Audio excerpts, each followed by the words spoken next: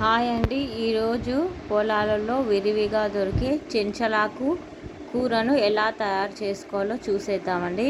ఇది చిన్న చిన్నగా ఇప్పుడిప్పుడే పొలాలలో స్టార్ట్ అవుతుంది. వర్షాకాలంలో బాగా దొరుకుతుందండి.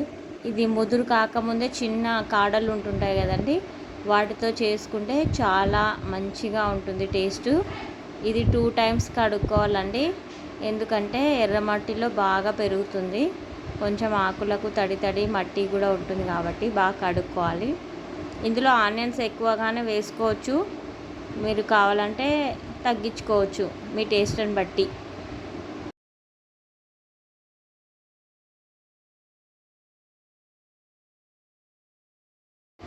ఒక కడాయి పెట్టుకొని అందులో ఆయిల్ వేసుకోండి తగినంత. ఆకుకూరకి తక్కువే పడుతుందండి, మరీ ఎక్కువ వేసుకోవాల్సిన అవసరం లేదు.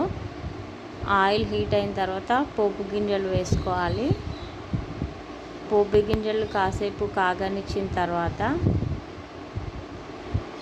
అవి చిటపటలాడినాక కరివేపాకు, ఆనియన్స్ వేసేసుకొని బాగా ఫ్రై చేసుకోవాలండి.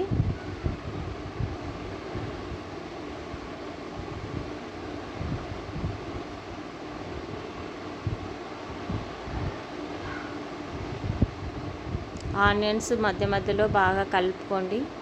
ఒక బ్రౌనిష్ కలర్ వచ్చేంత వరకు కాసేపు వేగనిచ్చుకున్న తర్వాత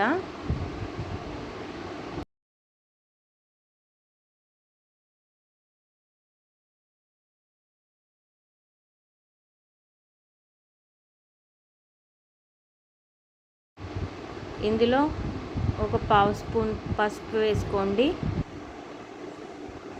వేసుకొని బాగా ఆనియన్స్తో పాటు మిక్స్ చేసేసుకోండి.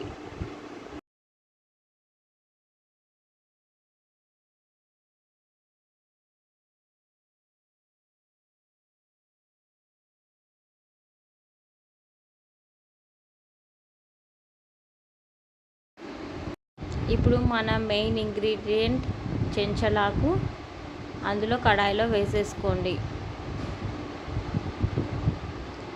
అంతా కలుపుకొని కాసేపు మూత ఉంచేసుకోండి, బాగా మగ్గిపోతుంది.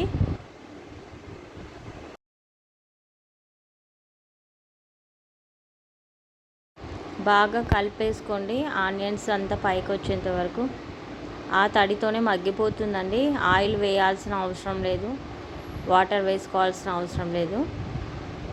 బాగా కలుపుకొని మూత పెట్టేసుకోండి.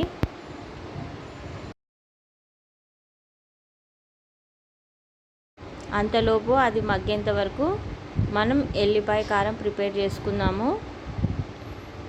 2 or 3 స్పూన్స్ కారం వేసుకున్నాను. మన టేస్ట్కి కారం సరిపడినంత, మనం కారం ఎంత తింటామో అంత వేసుకోండి. ఒక చిన్న స్పూను సాల్ట్ వేసుకున్నాను. 7-8 పాయలు ఎల్లిపాయలు వేసుకొని బాగా కచ్చా పచ్చాగా దంచి పెట్టుకున్నానండి. అంత లోపల ఆకుకూర మగ్గిపోతుంది, తర్వాత కలిపేసుకోవడమే.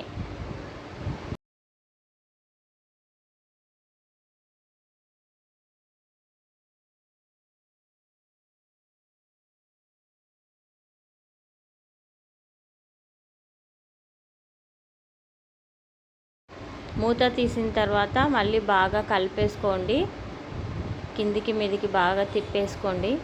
ఎందుకంటే కొంచెం చిన్న చిన్న కాడలు ఉంటాయి కదా, అవి కూడా మగ్గిపోవాలి. మరి కాసేపు అంతా కలుపుకొని మూత పెట్టేసుకోండి, సిమ్లో పెట్టేసుకోండి, బాగా మగ్గిపోతుంది.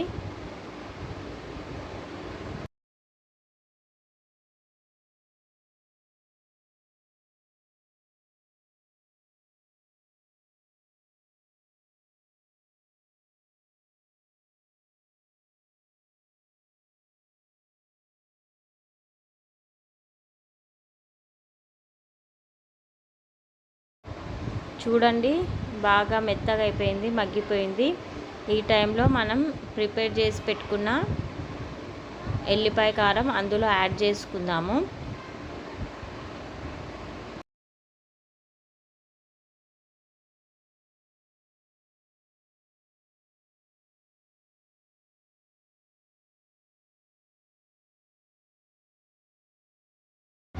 ఎల్లిపాయ కారం వేసేసుకొని బాగా కలిపేసుకుందాము.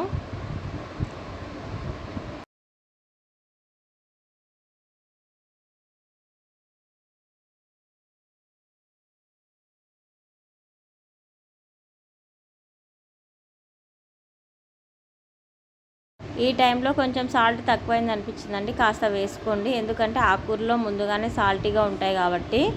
ఇప్పుడు బాగా మిక్స్ చేసేసుకొని దించుకోవడమే. నచ్చితే లైక్ చేయండి, సబ్స్క్రైబ్ చేసుకోండి. Bye bye.